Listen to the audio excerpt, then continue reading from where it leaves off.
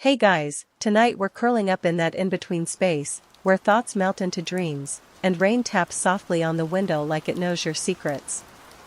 You're wrapped in something warm, the lights are low, and out there, the sky is a pale watercolor of gray. You probably won't know this, but your brain actually changes its rhythm on rainy days, and it does it without asking your permission. Sneaky, right? So, before you get comfortable, take a moment to like the video and subscribe, but only if you genuinely enjoy what I do here. Also, let me know in the comments where you're listening from and what time it is. Rainy afternoon in Glasgow? Midnight in Manila? Now, dim the lights, maybe turn on a fan for that soft background hum, and let's ease into tonight's journey together. You trudge home in the drizzle, shoulders slightly hunched, but weirdly, you're not upset about it. Something about the rain feels like a permission slip. The world slows down, your to-do list looks less threatening, and all of a sudden, you're imagining a childhood memory, or a fictional conversation, or what you'd say if you ever met your favorite actor in an elevator. That's not a random glitch. Your brain, bathed in the sensory hush of rainfall, starts shifting its gears. Researchers in sleep science have long noted how external environmental cues, like temperature, light, and sound, affect your circadian rhythm. But more recently, studies have examined how weather specifically can tweak the architecture of your sleep. One 2017 review from the journal Sleep Health suggested that barometric pressure changes can subtly affect REM cycles, the sleep phase most associated with vivid dreaming. Low-pressure systems, the kind that come with rainy days, may encourage longer REM phases or slightly fragmented sleep, a weird combo that increases dream recall and intensifies dream content. Basically, your brain throws a dream party, and forgets to send you the invite until 3 a.m. The atmosphere plays puppeteer here. As cloud cover increases, so does your body's readiness to rest. Melatonin, the hormone your brain produces to help you sleep, is released more readily in low-light environments. That's why rainy days don't just look sleepy, they are sleepy. You feel it in your bones. Or more precisely, in your hypothalamus. And then there's the effect on your attention. Rain blurs the lines of reality, both literally and psychologically. Your brain, already conserving energy due to reduced sunlight and decreased serotonin levels, starts leaning into the default mode network, the part that activates when you're not focused on the outside world. We'll get to that rabbit hole in a bit.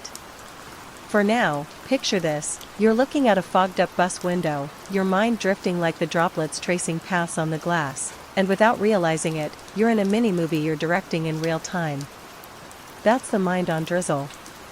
Fringe fun fact: in ancient Mesopotamia, people believed dreams during storms were messages from angry weather gods, often warnings about hidden enemies or shady neighbors. If you dreamed of water, they'd have priests interpret it before breakfast. Fast forward to now, and we're still interpreting, just with EEGs and latte foam. Philosophers still argue whether dreams are reflections of real emotions, symbolic puzzles, or just static from the brain's nightly maintenance. But there's growing consensus that environmental factors, like the rain streaking down your window right now, can tug your subconscious into different currents, especially when you're half asleep or just starting to doze. Now imagine you're curled up on a couch, light rain outside, blanket on your legs, phone just out of reach. A yawn bubbles up. Your thoughts are slower, softer. You think about a song you haven't heard in years. You wonder what your dog dreams about. You drift, just a bit. That's not laziness, that's your body leaning toward what sleep researchers call micro-recovery.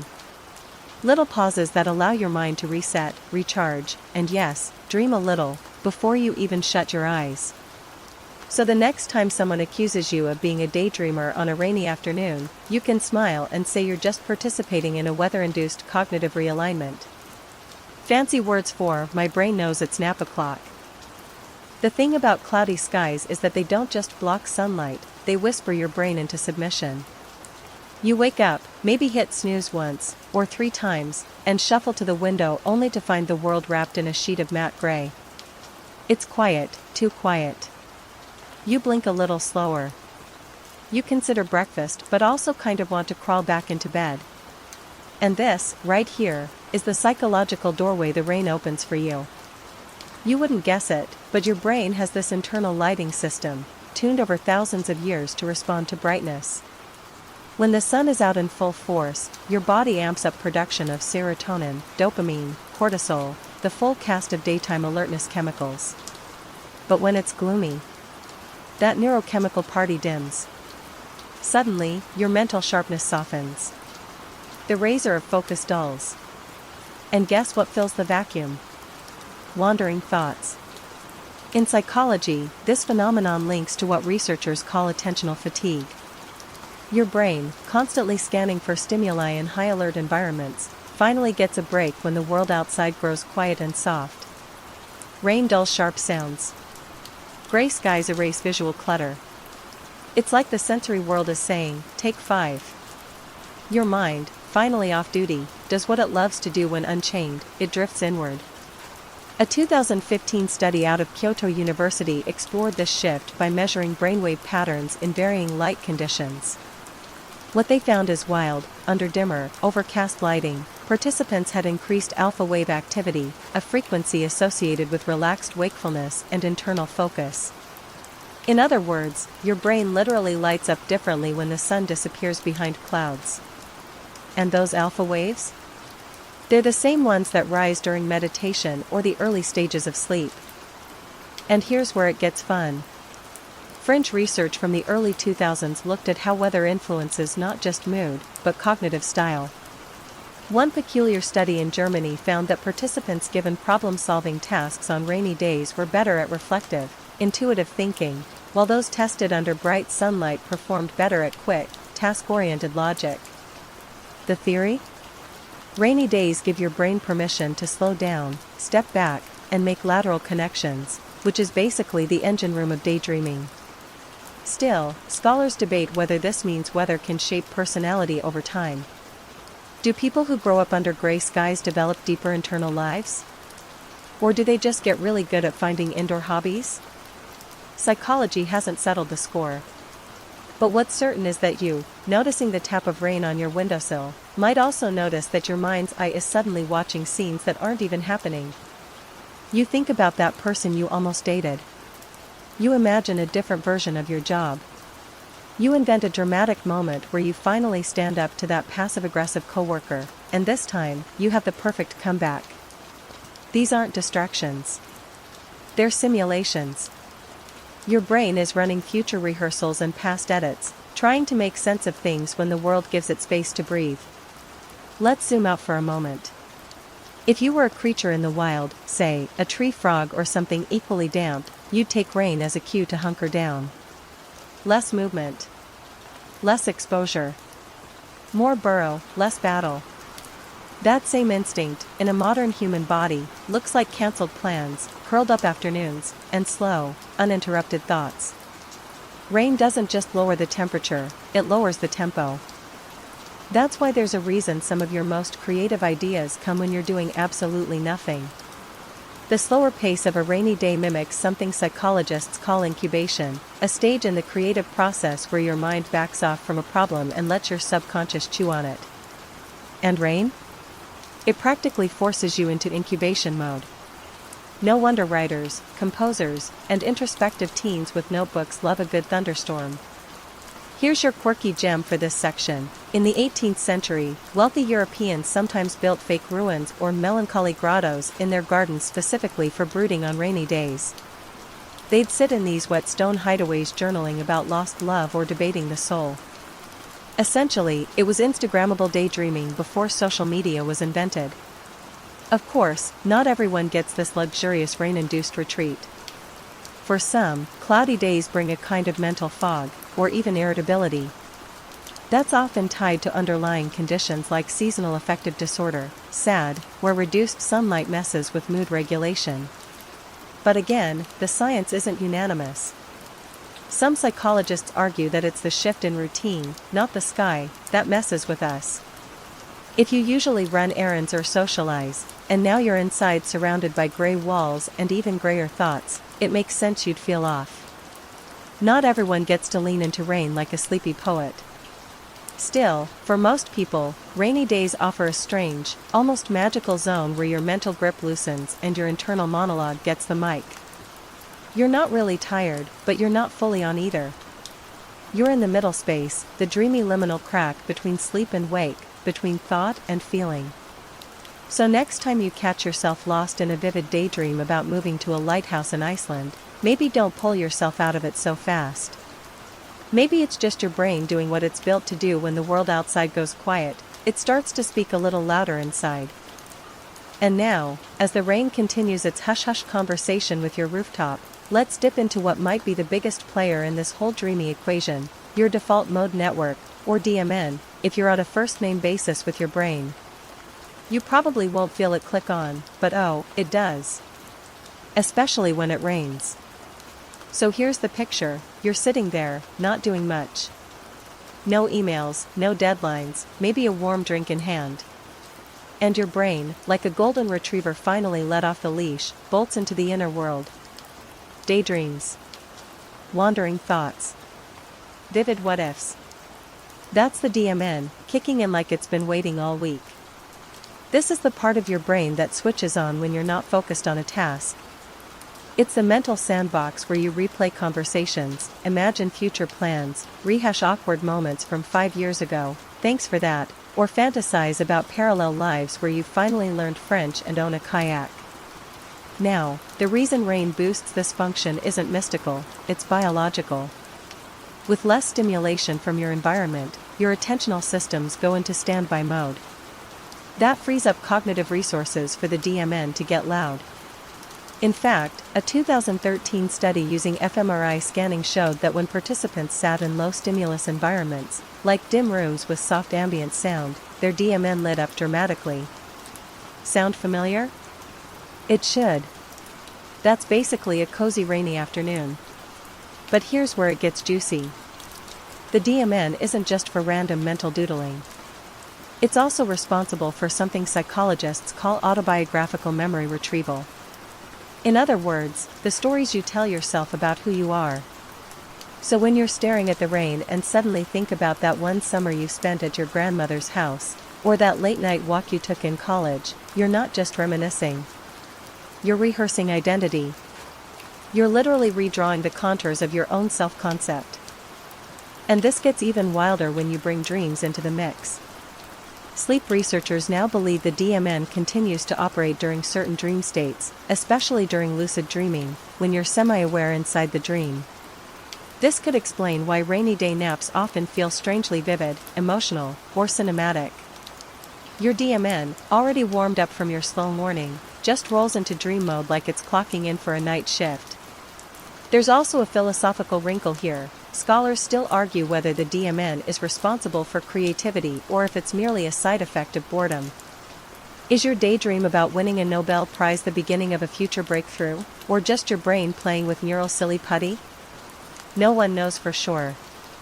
But we do know that this network is more active in people with high levels of introspection, imagination, and, curiously, social anxiety. Yep. The same folks who overthink dinner parties also tend to have the most vivid inner landscapes. Life's little trade-offs. Now, let's swing over to a particularly quirky discovery.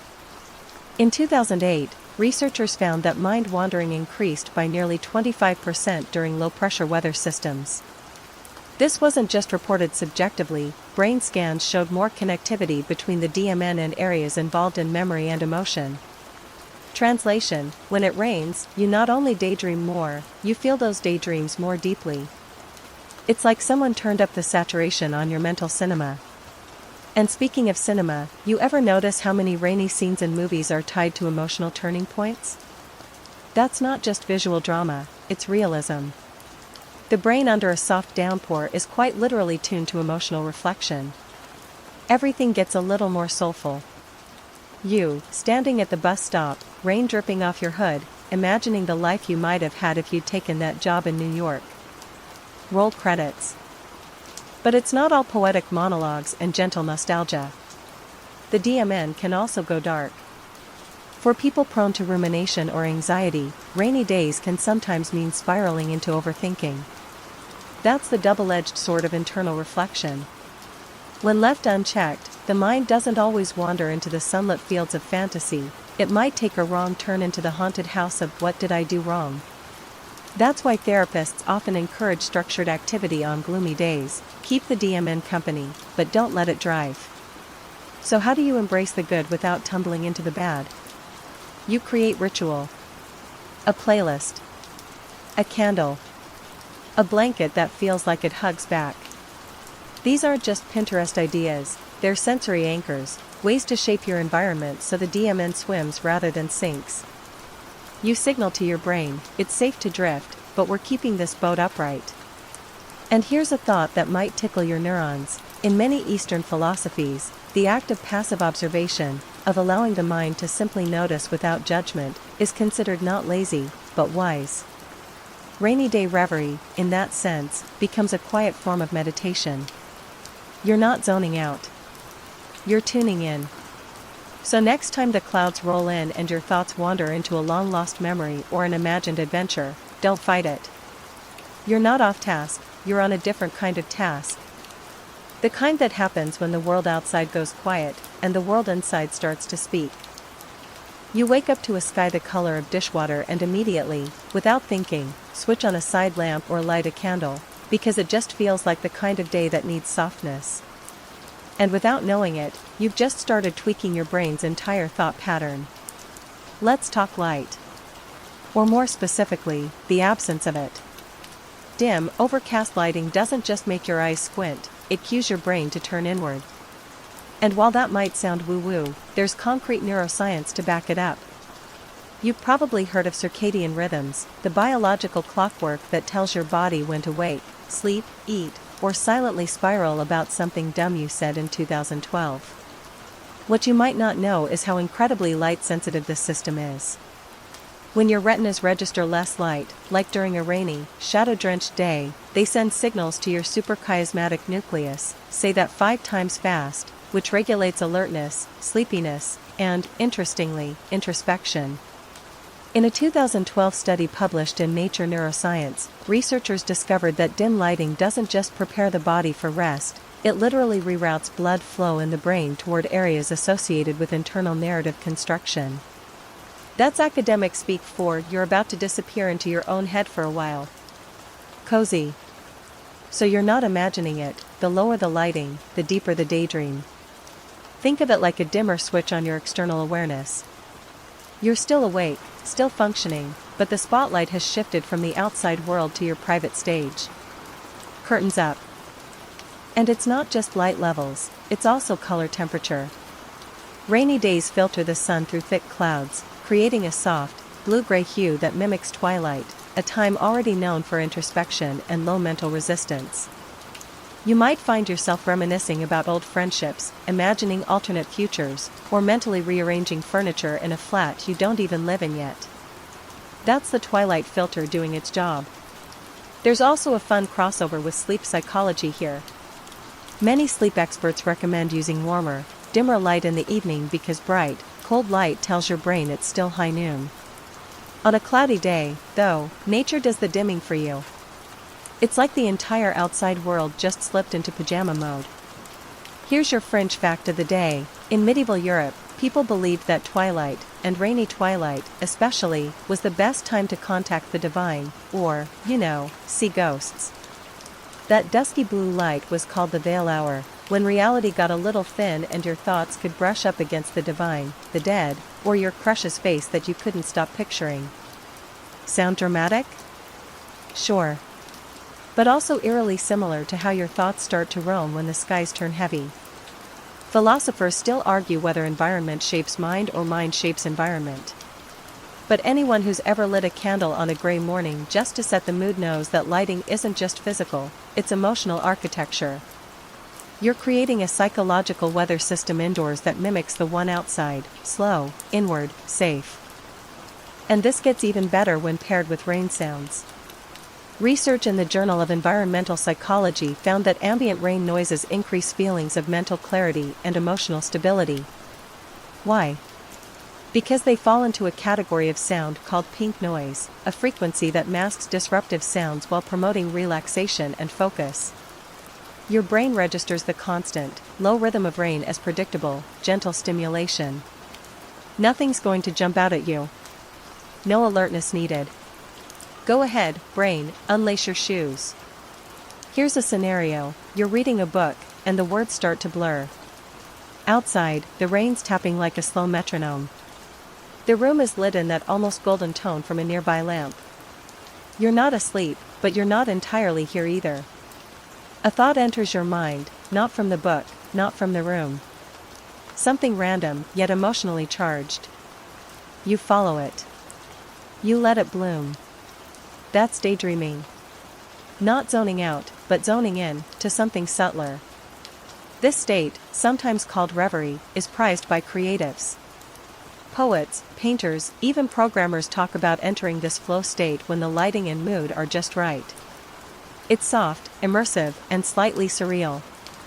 And the weather outside acts like a stagehand, setting the tone without stealing the spotlight. Now, a word of caution: modern life isn't exactly optimized for this.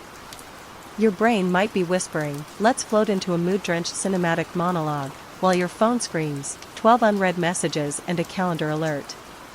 This tension, between rain-induced inwardness and device-induced outwardness, is part of why we often feel mentally disjointed on stormy days. Our environment is trying to slow us down, but the world keeps spinning at Wi-Fi speed. Still, when you do manage to claim a rainy moment for yourself, even for 10 minutes, your brain enters a kind of temporary REM-light mode. You're not dreaming per se, but the same neural pathways that fire during actual REM sleep, especially those tied to imagination, visual imagery, and emotional processing, get a subtle spark. Like memory rehearsal with a diffuser on. And don't be surprised if your dreams that night are a little weirder. A little stickier. Studies show that daytime reverie, especially under the low-light filter of a rainy day, primes your brain for dream continuity. That's when day thoughts spill over into night dreams, forming emotionally coherent narratives that your brain can use to process real feelings. You might dream about that fictional lighthouse life again, only this time, you've unpacked the boxes. So next time you walk into a softly lit room while the rain whispers just beyond the window, take a moment. Sit down. Don't rush to use the time. Just let the lighting work its magic. Let your mind wander. That's not wasted time. That's the inner weather catching up to the outer one. Still, when you do manage to claim a rainy moment for yourself, even for 10 minutes, your brain enters a kind of temporary REM-light mode. You're not dreaming per se, but the same neural pathways that fire during actual REM sleep, especially those tied to imagination, visual imagery, and emotional processing, get a subtle spark. Like memory rehearsal with a diffuser on. And don't be surprised if your dreams that night are a little weirder. A little stickier. Studies show that daytime reverie, especially under the low-light filter of a rainy day, primes your brain for dream continuity. That's when day thoughts spill over into night dreams, forming emotionally coherent narratives that your brain can use to process real feelings. You might dream about that fictional lighthouse life again, only this time, you've unpacked the boxes. So next time you walk into a softly lit room while the rain whispers just beyond the window, take a moment. Sit down. Don't rush to use the time. Just let the lighting work its magic. Let your mind wander. That's not wasted time. That's the inner weather catching up to the outer one. One fringe study from a behavioral neuroscience lab in the Netherlands found that people in cozy environments with warm drinks were significantly more likely to engage in episodic future thinking. That's science speak for imagining what your life could be like next week, next year, or in your Netflix-fueled fantasy version. Combine that with the comfort of routine, and you get a potent cocktail: calm body, caffeinated mind, dreamy narrative. And that dreamy narrative often brings a sense of warmth, not just in your hands but in your memories. Suddenly you're remembering the cafe in Lisbon you stumbled into during a storm. Or the childhood cocoa with too many marshmallows. Or inventing a version of yourself who lives in rainy Edinburgh and writes poetry about fog. Your brain uses the warm drink as a bridge between comfort and imagination, past and possible. Philosophers still argue whether comfort is a barrier to greatness or the foundation of it. Does creativity need struggle, or does it bloom in soft, supported spaces? But neuroscientists are increasingly leaning toward the latter. The brain is more likely to enter divergent thinking, the ability to come up with new, unusual ideas, when it's not in fight or flight mode. So yes, your cappuccino might actually be fueling your fantasy novel. No pressure. Now here's a quirky tidbit. In Japan, there's a word, kamaribi, for the light that filters through trees, often during misty or rainy moments. There's no direct translation, but it evokes a mood of stillness and quiet wonder. There's a cafe in Tokyo that's entirely themed around this feeling. Customers sit with warm drinks, soft rain sounds play overhead, and no one speaks. You don't go to socialize. You go to imagine. You go to remember.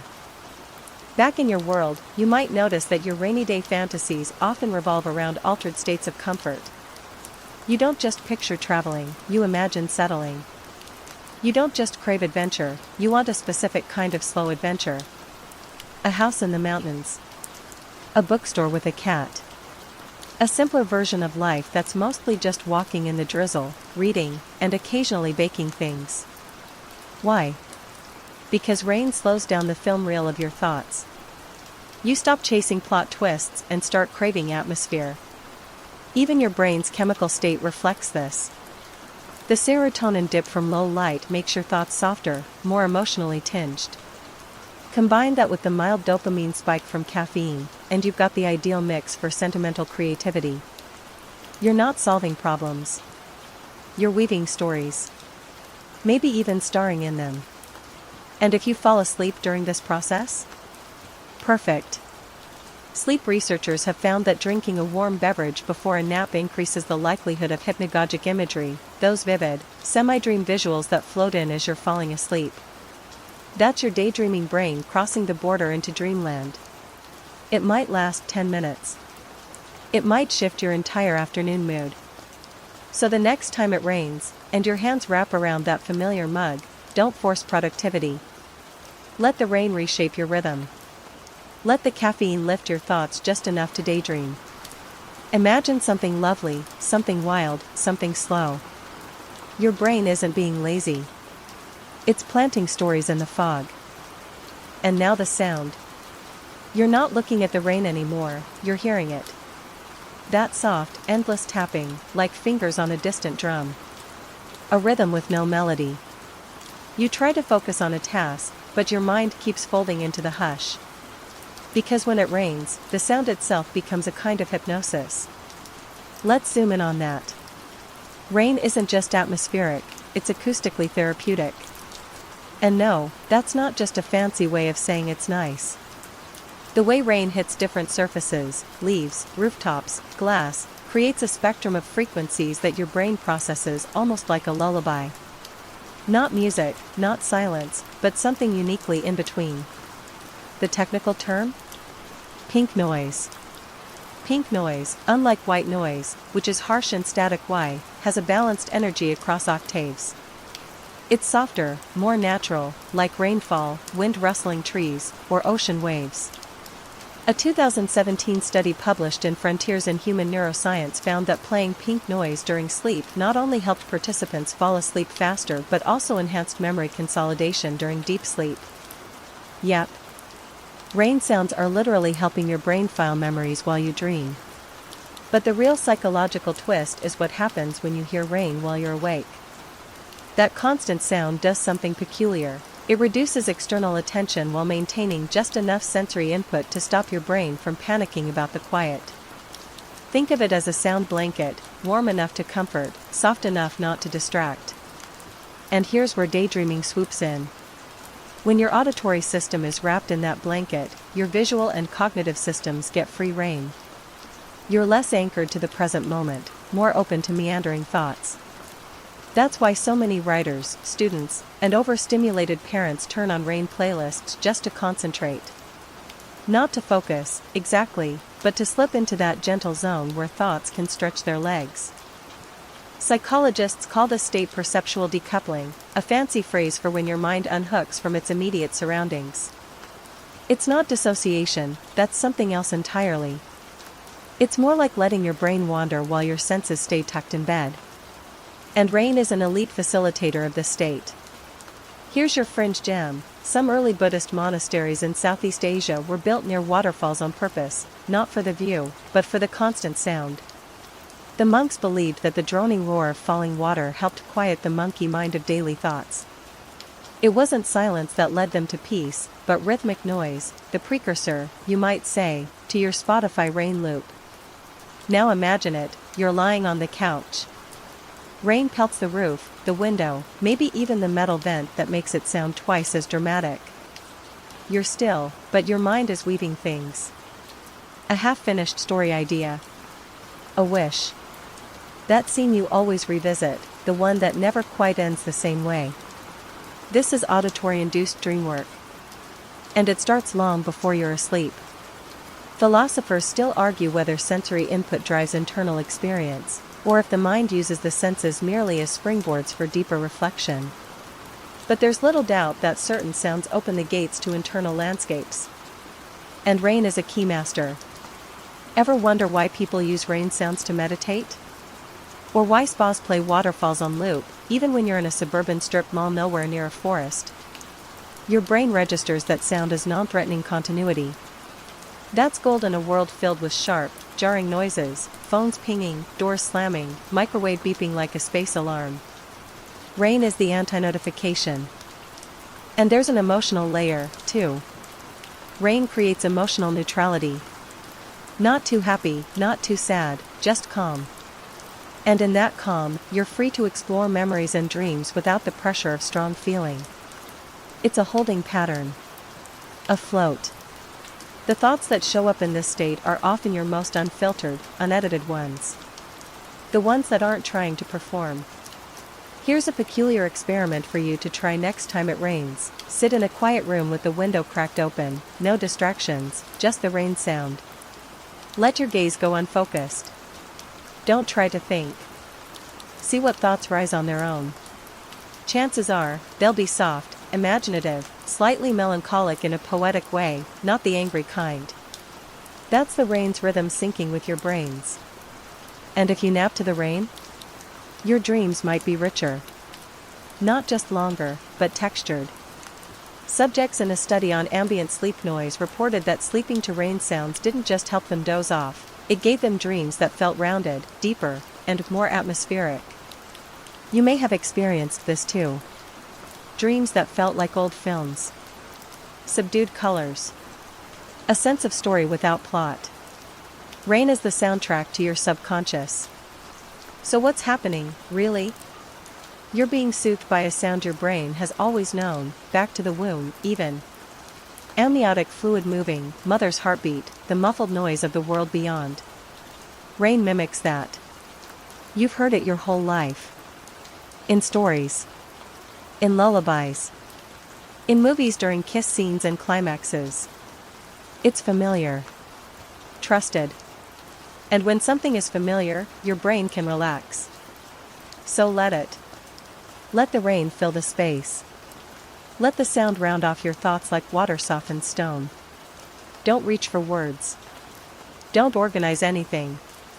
Just let it tap, tap, tap into your mind and see what grows there.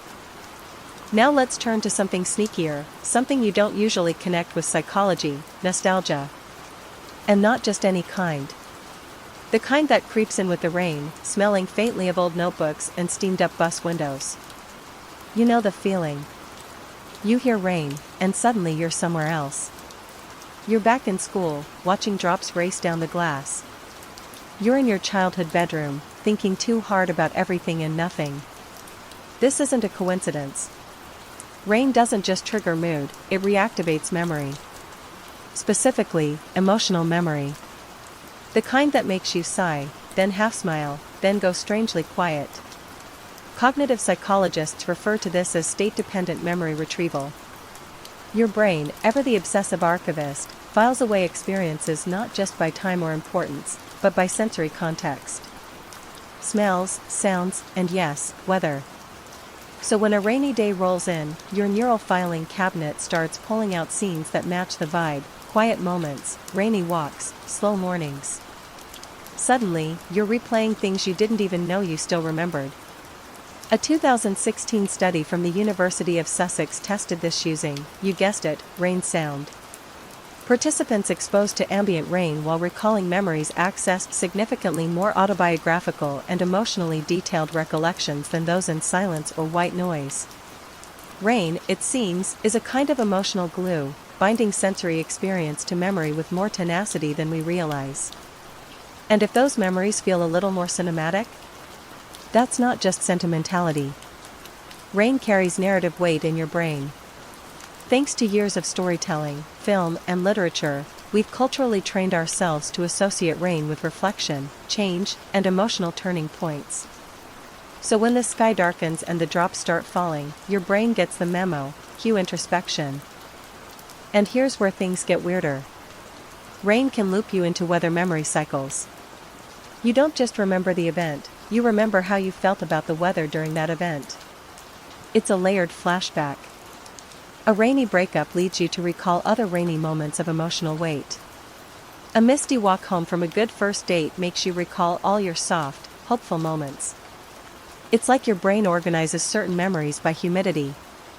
Fringe alert, in some indigenous Australian languages, there's no direct translation for nostalgia, but there are specific terms for memory states that come with weather. Whole emotions named for thinking of someone during rain or remembering something under wind. The environment and memory aren't separate, they're married, inseparable, fused like watercolors.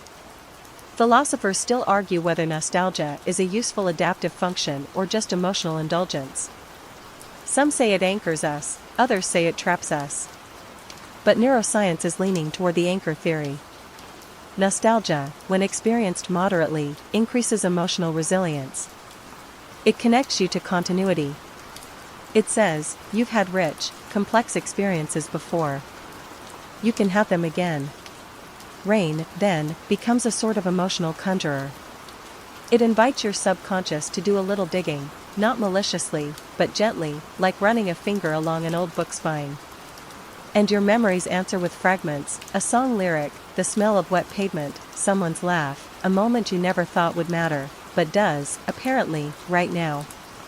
Here's something to notice, the memories you access on rainy days often feel unfinished. Not the big, clear stories. The in-betweens. The things that didn't resolve. The moment you almost told someone something important.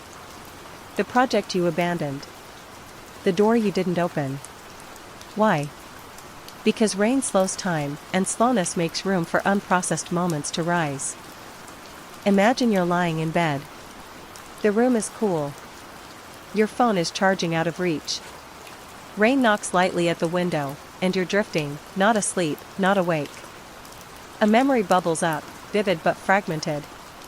You're not just remembering it, you're feeling it. That's what psychologists call emotional re-experiencing, a key function of daydreaming and, curiously, also of dreaming during REM sleep. Your brain rehearses feelings to understand them better. Rain, it turns out, is a pretty solid rehearsal pianist. You might find that the mood rain creates makes certain dreams more possible. You imagine conversations that could still happen. You see a future you still might live. Or just as likely, you revisit moments you now view with kinder eyes. That embarrassing teenage outburst? Maybe you were just hurting. That silence between you and your parent? Maybe it was their fear, not your fault. That's what rain memories do, they soften the sharp edges. Time gets washed clean. You're not rewriting history.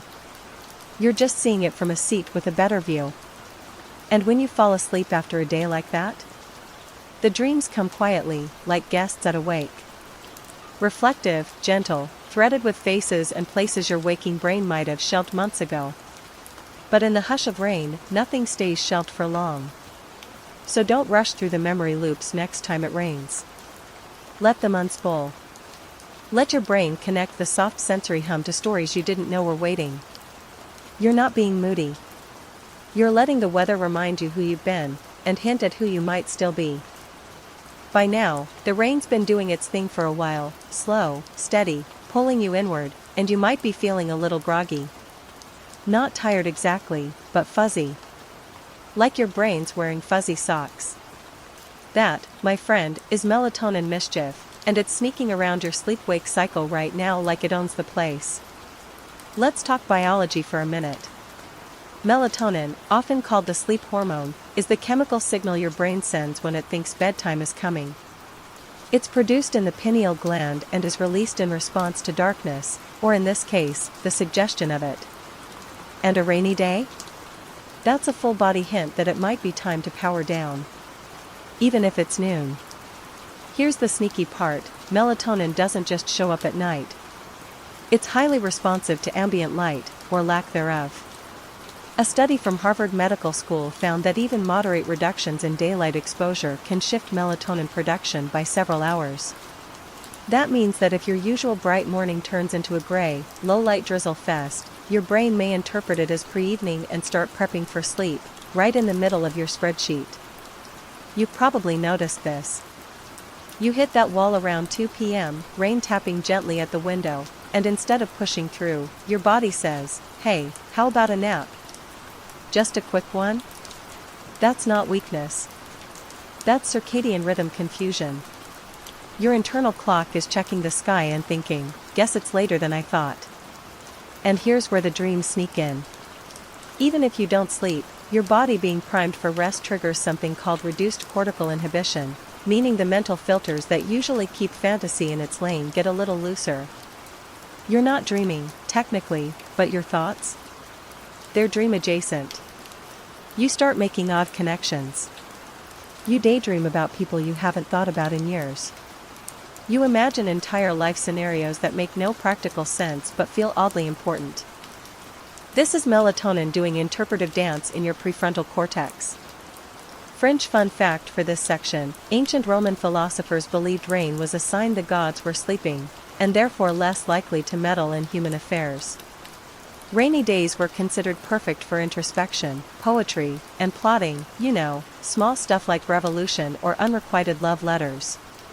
It's almost like they understood, even then, that the rain makes room for your inner world to speak. Modern sleep researchers agree that rainy weather affects more than just bedtime. It can flatten your alertness curve all day long. Your body temperature drops slightly, your energy dips, and your brain starts to conserve effort. This isn't a bug, it's a feature. You weren't built to run at full speed under storm clouds. You're designed to go slow, look inward, and yes, maybe drift off a little. But philosophers still debate whether modern humans are fighting their biology too often. Should we listen more closely to these environmental cues? Or are they relics from a slower time?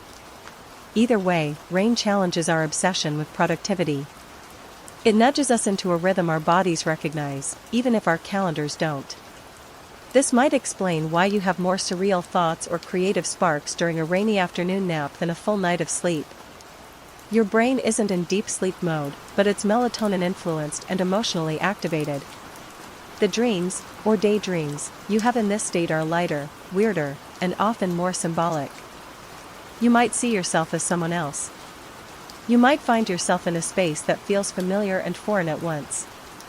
These aren't just random hallucinations, they're your brain flipping through the dream catalog, seeing what fits the mood. This state has a name, by the way, hypnagogia. It's the twilight zone between wakefulness and sleep. And while it can happen any day, rainy weather makes it a frequent guest. Artists from Salvador Dali to Mary Shelley have talked about ideas appearing during this phase. Softened by melatonin. Sparked by rest. Coated in just enough reality to feel plausible. And here's the kicker, you don't even need to fall asleep to access it. Just lying still, listening to the rain, eyes half closed, and letting your mind unhook from direct tasks can do the trick. You might think you're just zoning out. But inside, your brain is weaving, sorting, building tiny dream bridges from your past, present, and imaginary futures. And when the day ends, and you do drift into actual sleep, your melatonin levels now fully active, you might notice your dreams take on a certain tone, slow-paced, emotionally loaded, full of weather and movement. That's not a coincidence.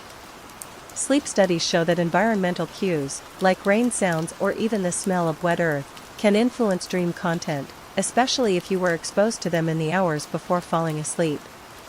So don't be surprised if, tonight, you dream of walking through a quiet fog, or talking with someone you love under an umbrella that keeps flipping inside out. Your subconscious is doing the math, blending melatonin, memory, mood, and weather into a soft, surreal narrative you'll only half remember in the morning. Let it. Let the hormone mischief carry you there. This is nature's little cheat code. A gray sky, a sleepy brain, and a doorway into something deeper than rest, something closer to reverie. By now, you've probably heard 100 times that rainy days are sad. That gloomy skies make gloomy minds. That if the clouds roll in, your serotonin packs up and leaves town. But here's the twist, it's not that simple. Rain doesn't make everyone moody, and sometimes, it doesn't make you sad at all. Sometimes, it makes you feel better.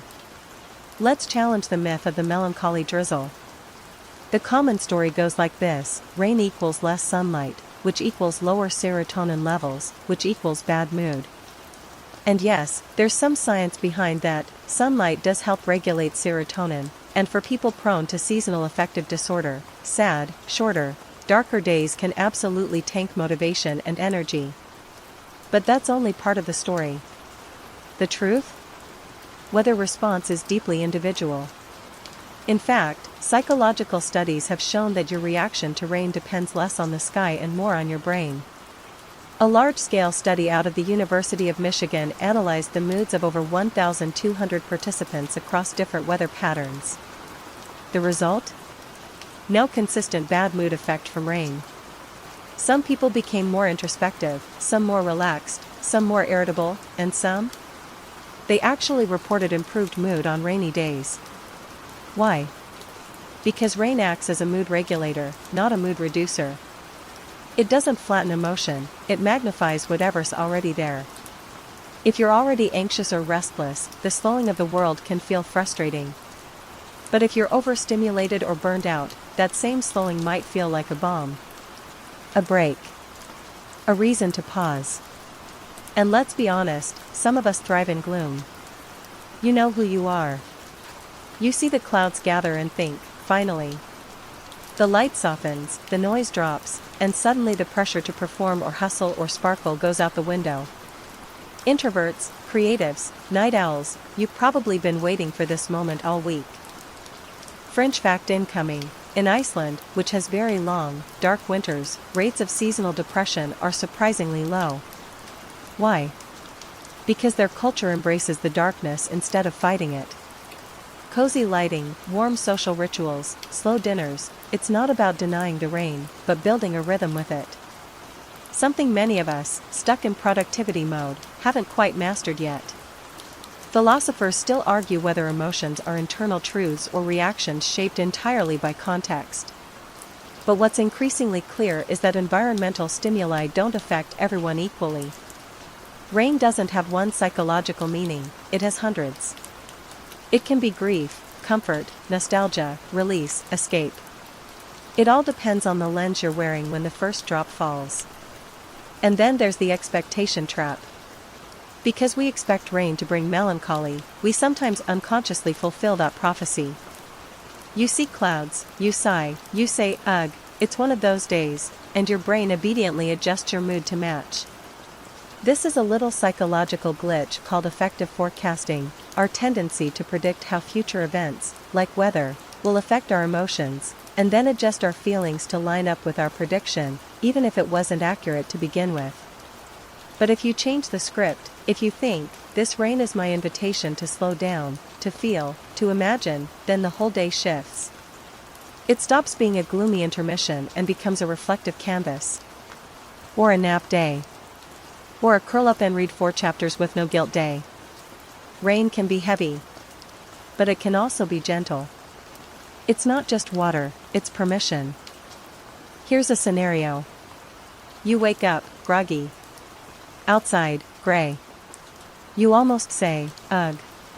But instead, you lean into it. You make tea.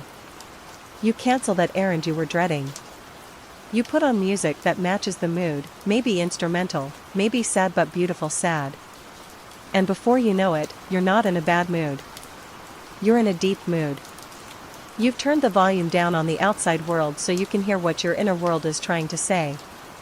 This is why some therapists even recommend weather tracking for people trying to understand their emotional rhythms.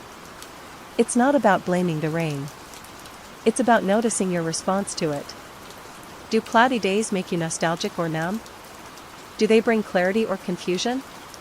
The weather becomes a kind of mirror, reflecting not just the sky, but you. And here's a sneaky sleep connection. If you spend a rainy day leaning into this reflective space rather than resisting it, your sleep that night is often deeper. Why? Because your brain didn't spend all day fighting. You weren't overstimulated. You processed thoughts as they came, instead of bottling them up for 3 a.m. Your body, lulled by the low pressure and ambient sound, starts preparing for rest early. It's like the whole day became a wind-down routine. Rain isn't the villain. It's a weathered therapist with a quiet voice and a soft chair.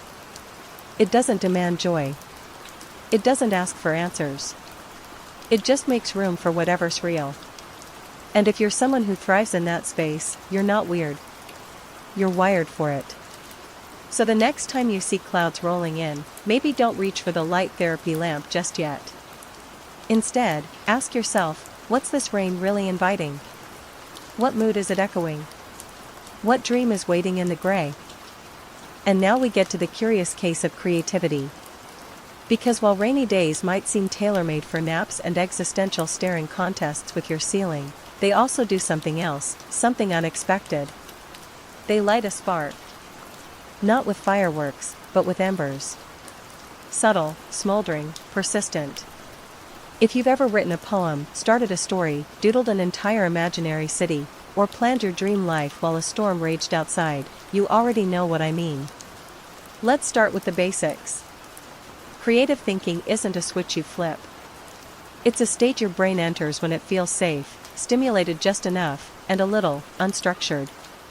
And guess what rainy weather does? It sets the stage for exactly that kind of mental setup. The world outside slows down. Expectations dip. Distractions soften.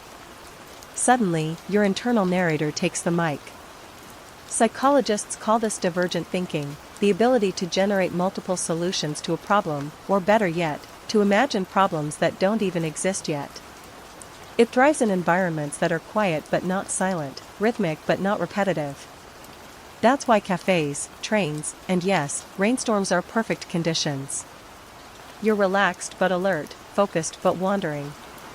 In 2014, a study from the University of Illinois tested background noise on creative performance and found something fascinating. Participants exposed to a moderate level of ambient noise, specifically, sounds around 70 decibels, like soft rain or a cafe, performed better on creative tasks than those in silence or louder environments.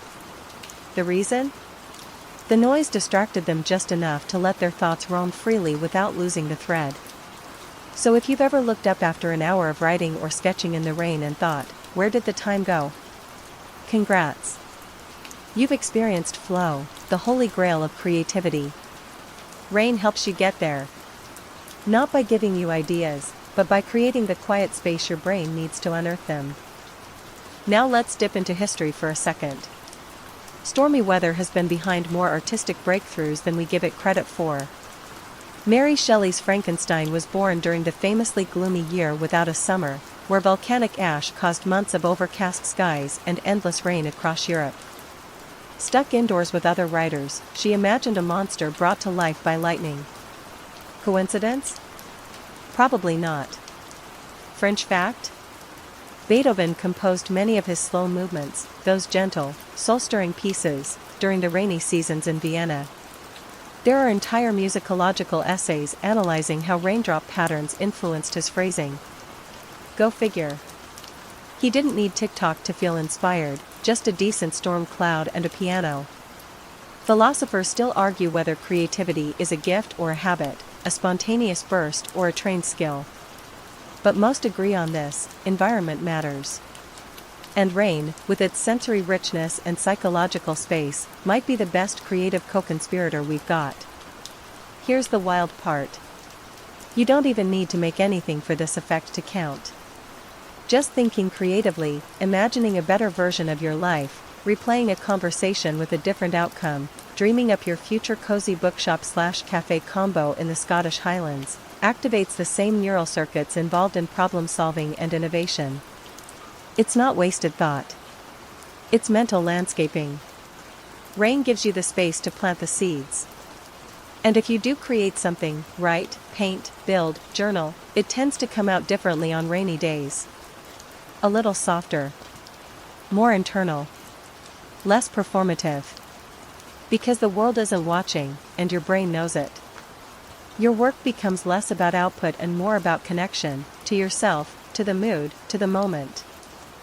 You might find that even sleep, on these days, becomes more symbolic. Dreams that follow rainy day creativity often have a surreal, narrative quality. You're not just experiencing emotion, you're telling stories. Psychologists believe that dreaming may serve to rehearse and refine problem-solving strategies, and when you've spent the day in a gently creative headspace, your brain continues the process overnight. Like a movie you didn't finish during the day, picked up again once you're asleep.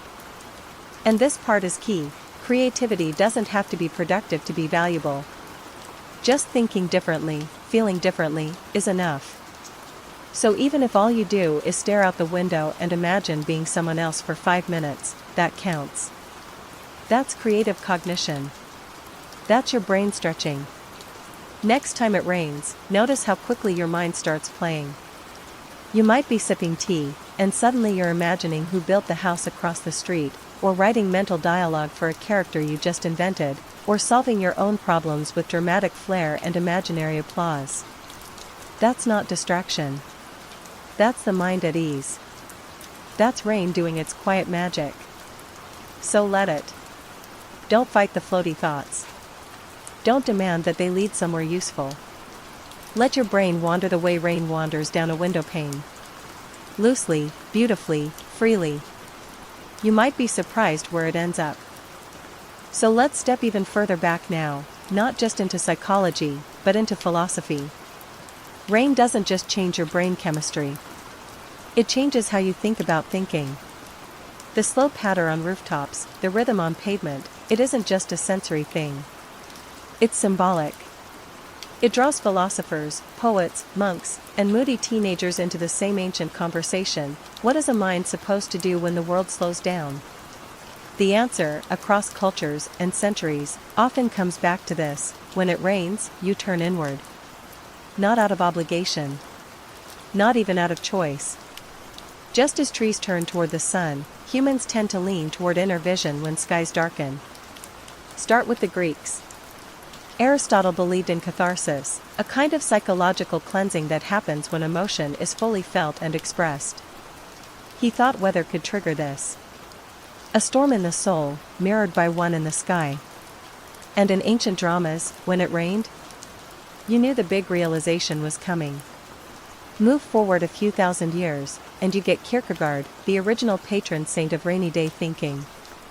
He'd walk the streets of Copenhagen in the drizzle for hours, believing that solitude and discomfort opened up the mind.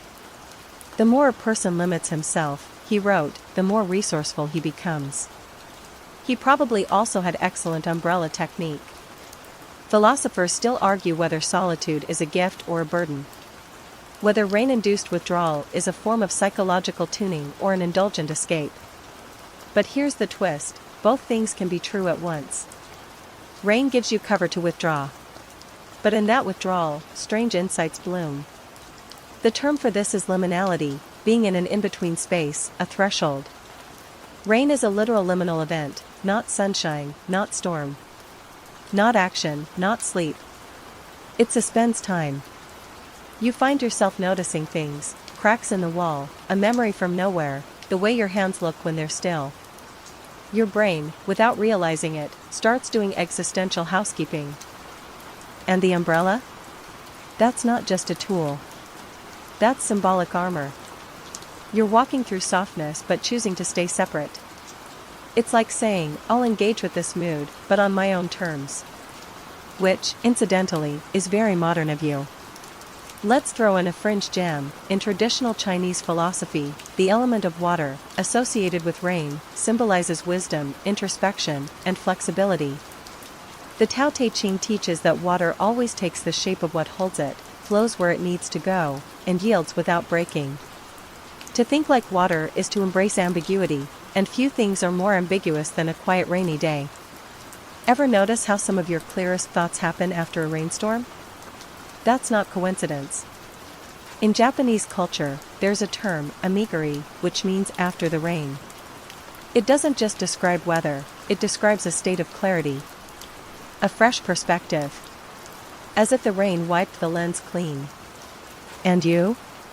You might feel that too.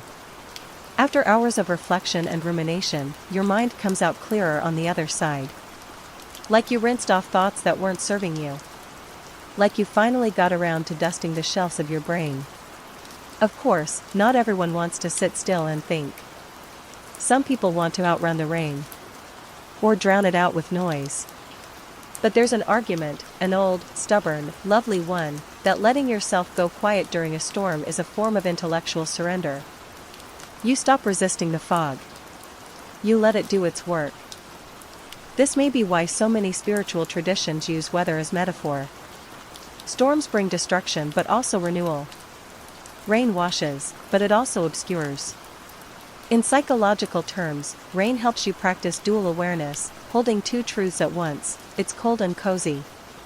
It's lonely and clarifying. You feel tired and inspired. In that space, the mind does something it rarely has time for, it questions itself. Not in the anxious spiral sense, but in the patient, gentle, philosophical one. What am I really thinking about? What does that memory mean? Why do I feel this way today? This mental shifting is known as metacognition, thinking about your own thoughts. And it's essential for emotional growth. But it rarely happens under fluorescent lighting at a crowded desk. It happens in the soft quiet. The not quite sleep state. The chair by the rainy window. And that's where imagination comes in. You might not realize it, but when you're lost in thought during a storm, you're probably using more metaphor, more visual imagery, more symbol than you usually do. You're narrating your inner life like a novel, not a memo. The brain, in low stimulus settings, starts to reach for story structure to make sense of what it feels. You're not just daydreaming. You're mythologizing your mood. So the next time it rains, and you find yourself deep in thought, umbrella in hand, walking slower than usual, try not to shake it off. Don't rush to snap out of it. You're doing something ancient. Something wise. You're letting the world go quiet so your mind can speak up. Let's follow your senses for a moment, not sight, not sound, but smell. You step outside after the rain, and there it is. That earthy, almost ancient scent curling up from the ground. Not just wet dirt, not quite fresh air, something deeper. Something you feel more than you smell. That, my friend, is petrichor, and it's been pulling memories from your brain since the dawn of time. Here's how it works. When rain hits dry soil, it releases a compound called geosmin, produced by soil-dwelling bacteria. It's that unmistakable post-rain scent that makes you suddenly remember things you didn't know you'd forgotten, like the way the air smelled the first time you kissed someone under an umbrella, or the scent of a summer storm rolling in when you were 10. It's not just poetic. It's neuroscience. In a 2018 study published in Frontiers in Psychology, researchers found that smells, particularly complex natural smells like rain on earth, activate the amygdala and hippocampus, the regions in your brain responsible for emotional memory. In other words, that smell is a shortcut. A backdoor into moments you haven't visited in years.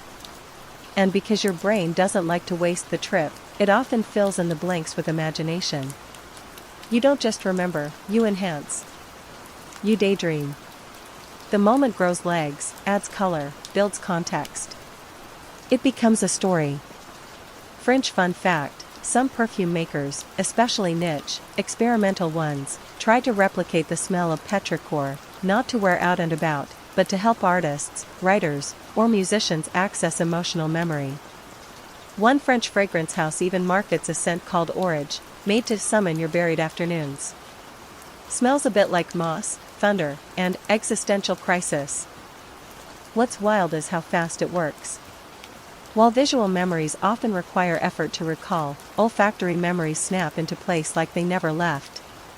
This phenomenon is called the Proust effect, named after that famous passage where Marcel Proust bites into a madeleine and is instantly flooded with childhood memories. Rain scent is a madeleine for your whole brain. Philosophers still argue whether memory is ever pure, or if we're always rewriting it each time we recall. But when you smell something like petrichor, the lines blur. You're not sure if you're remembering, dreaming, or imagining a life that never was, but it feels real. And in psychological terms, felt reality is often more impactful than the actual event. So let's say you walk out onto your porch, post-storm, and the smell hits you. You don't think, ah yes, the bacterially produced byproduct of actinomycetes. You think, why do I suddenly miss my grandmother's house? Or, that summer in the cabin, I forgot about that moment in the kitchen. Or even, why do I feel like I've been here before, even if I haven't? That's your brain entering associative memory retrieval mode. One scent, one cue, and suddenly you're jumping between years, cities, emotions, all tied together by a smell that hasn't changed in thousands of years. Rain falls. Geosmin releases. Memory unfurls. It also affects dreaming. Yes, really. Smell plays a subtle but documented role in shaping dream content. In one German sleep lab experiment, subjects exposed to different ambient smells during sleep, pleasant like roses, unpleasant like rotten eggs, had significantly different dream tones, positive versus negative. Rain smell, falling into the neutral to pleasant category for most people, can cue dreams that are reflective, nostalgic, or emotionally detailed.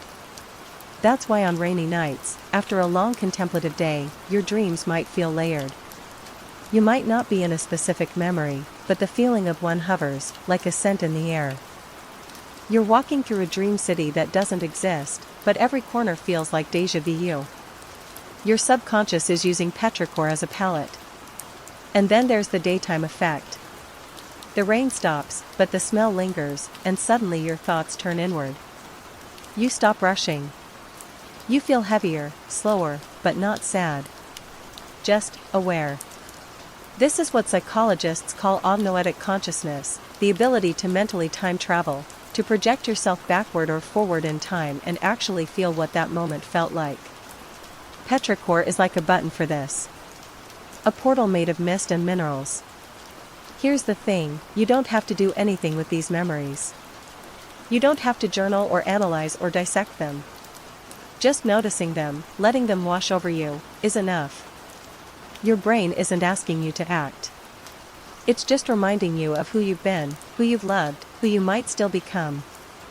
And when you finally crawl into bed after a rain-soaked day, your sheets cool and the window cracked just enough to hear the last drips falling from the roof, that smell lingers faintly in your mind. You might dream of gardens you've never seen. Or old roads. Or walking barefoot across a field at dusk. You're not being sentimental. You're being human.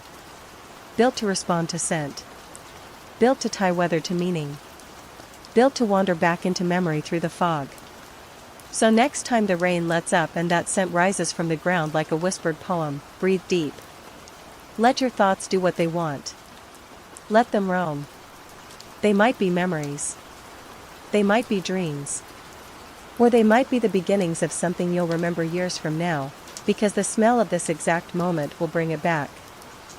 There's a moment, just before you fall asleep, or maybe just before a daydream takes you, that you notice something strange. The rain outside isn't just weather anymore. It starts to feel personal. Like it's not just falling on the roof, it's matching your mood. Echoing something inside you that you didn't have words for until now. That's no accident. That's projection, when your brain paints your internal emotional landscape onto the external world. And few things are more common, or more quietly powerful, than the way we project feelings onto rain. You've done it. We all have. You're sad, and the sky darkens, and you think, of course it's raining. Or you're in love, and a soft drizzle becomes romantic. Or you're angry, and a thunderstorm feels like it's punching the world on your behalf. This isn't magical thinking. It's psychological mirroring. Your brain seeking symmetry between the world inside and the one outside. And rain is particularly good at this because it's inherently ambiguous. It can be gentle or violent, cold or comforting. It doesn't demand a single interpretation. It holds space for whatever you're feeling. This flexibility is why rain is such a rich emotional backdrop in dreams, literature, music, and film. It's the Swiss Army knife of mood.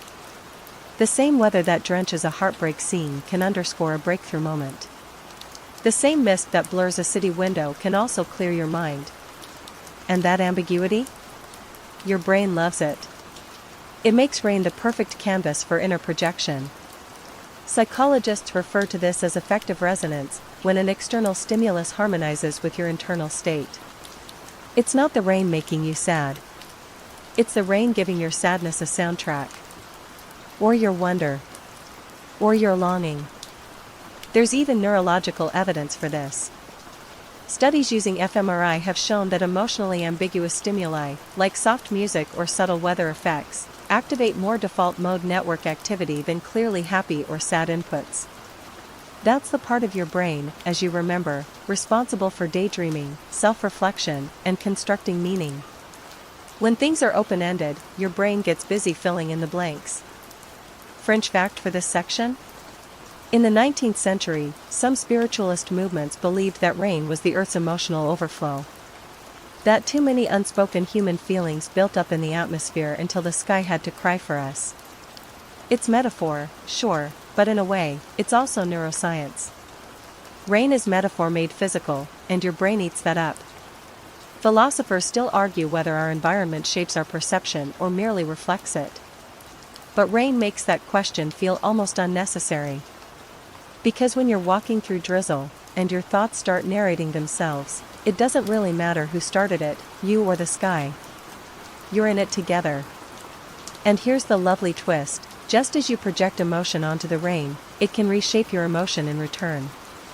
This is a loop psychologists call cognitive reframing through environmental feedback. You feel one way, the rain mirrors it, but then the very act of seeing your mood mirrored from the outside gives you enough distance to re-express it, or even change it.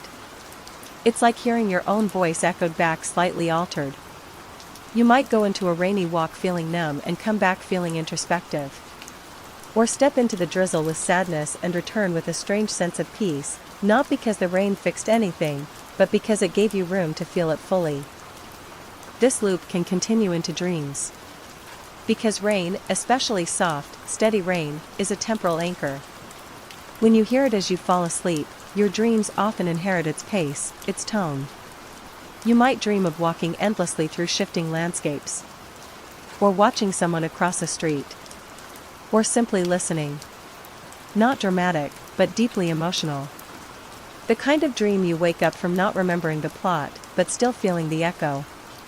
Dream psychologists have long noted that external stimuli incorporated into dreams are rarely literal. Instead, they shape the emotional temperature of the dream. So rain doesn't mean wet. It means slow, gentle, blurry, or weighty, depending on how you feel going in. It's a dream setting made from your real mood and your imagined world, fused together in a kind of emotional weather. This is why the emotional intensity of rainy dreams can linger long after you wake. You were walking through your own feelings, projected onto a place made of metaphor. And your brain, ever efficient, kept the backdrop aligned with the forecast from your heart. So what do you do with this? You notice it. You let it happen. You stop trying to fix the rainy day mood and instead ask, what is this rain showing me about myself? Is it melancholy or softness? Mourning or reflection? Loneliness or quiet joy? Because when rain mirrors your mind, you're not just experiencing weather. You're experiencing yourself, interpreted through sound, scent, and rhythm. A moment of interior clarity, wearing a wet jacket. So don't rush it. Walk a little slower. Let the rain speak back to you in the language of fogged windows, damp hair, and softened sound. You don't need to translate it. You already know what it's saying. And now, as the storm begins to wind down, as puddles still shimmer under streetlights and the last soft drops tap their tiny fingers across the roof, you begin to feel it, that gentle edge of drowsiness, like a blanket slowly pulled over the mind. It's not sleep yet. But it's close. You're drifting into the drizzle. By this point, the day has done its work. The overcast morning, the hot drink, the background hum of rain all afternoon, it's been guiding you, nudging you deeper into yourself. And as the world dims, something inside you begins to loosen. You're not thinking in sentences anymore. Just feelings. Just flickers of thought, like dreams waiting in the wings. Let's talk about what happens now, when rain becomes not just mood or memory, but a bridge to sleep itself. Your brain loves rhythm. From your heartbeat to your breath to the quiet pulses of your circadian clock, it's always scanning for patterns. And rain, with its soft, non-repeating yet steady patter, creates the perfect lullaby. Unlike music, which changes and hooks your attention, or silence, which can feel oppressive, rain offers non-disruptive rhythm. It's consistent, but not intrusive. A soundtrack for slowing down. Studies on sleep environments have shown that people exposed to natural ambient sounds, particularly water-based ones like rain, fall asleep faster, stay asleep longer, and report more vivid but pleasant dreams. It's not just about volume, it's about texture. Rain creates a low-frequency sensory cocoon, one that wraps around you without poking your attention. Your brain reads it as safety. And in safety, you fall. But even before true sleep, your thoughts change. Your brain shifts from focused beta waves to the alpha-theta border, the same dreamy zone associated with meditation, hypnosis, and creative insight. This is where daytime wandering thoughts start to melt into nocturnal dream fragments. You're no longer thinking, you're drifting. And the rain? It's the vessel. This is also where sleep psychology overlaps with something more emotional: surrender. You stop trying to organize your day. You stop rehearsing conversations or managing feelings. The rain says, let it go. Let it wait. And you do. Not out of laziness, but out of something deeper. Trust, maybe. Or just exhaustion, softened by rhythm. Here's a fringe fact: in some forms of sleep therapy, patients with chronic insomnia are asked to imagine rain, not because of some mystical symbolism, but because the imagined sound and setting triggers calming parasympathetic responses in the body. Even fake rain helps. That's how deep this goes. And now, as your body begins to settle, you might find your mind still doing its quiet loops. The same way puddles ripple long after the raindrop hits. You remember something small, someone's laugh, the way fog moved over a hill once, a jacket you haven't worn in years. These aren't distractions. They're flickers of self. The last gentle thoughts your brain offers before sleep folds them into dreams. Philosophers still argue whether sleep is just rest or some kind of nightly rebirth. But rain makes the case for the latter. It cleans, it clears, it prepares. You don't wake up a different person. But you do wake up, lighter. A little more sorted. A little more ready. And right now, in this moment, you don't need to do anything. Not think. Not plan. Just notice the feel of your pillow. The hush outside. The quiet hum inside your head. Let the thoughts blur. Let the world fog. You're on the edge now. Between waking and sleeping. Between rain and silence. This has been a journey, through the science and poetry of rainy days, through the way weather reshapes your mind, dreams, memories. Through all the ways your thoughts respond to drizzle and gray light and the hush between drops. And now, here at the end, we let go of understanding and just feel. So here's your gentle wind down. Your breath is soft and steady now. Your limbs a little heavier. The room is quiet, but not empty. The sound of rain lingers, maybe outside your window, maybe in your imagination, like an old lullaby without words. Everything slows. Your pulse. Your thoughts. The sharp edges of the day soften into something round and quiet. You're not chasing sleep, it's already coming to meet you. Gently. Patiently. Like mist through an open window. There's nothing left to solve. No story to finish. The dreams will come, shaped by all the wandering you've done today. Maybe you'll dream of walking down a wet city street. Or sitting with someone you miss. Or something abstract, a feeling, a color, a sound that doesn't exist in daylight. Let it come. This is the space where imagination and rest hold hands. Where the day lets go of its grip. Where the mind releases its grasp and floats, slow and free, like a leaf on a rainy stream. You are safe here. You are soft here. You are drifting. And when you do sleep, may it be deep. May it be warm. May it carry you through quiet stories and gentle places. Good night, Rain listener. Good night, dreamer.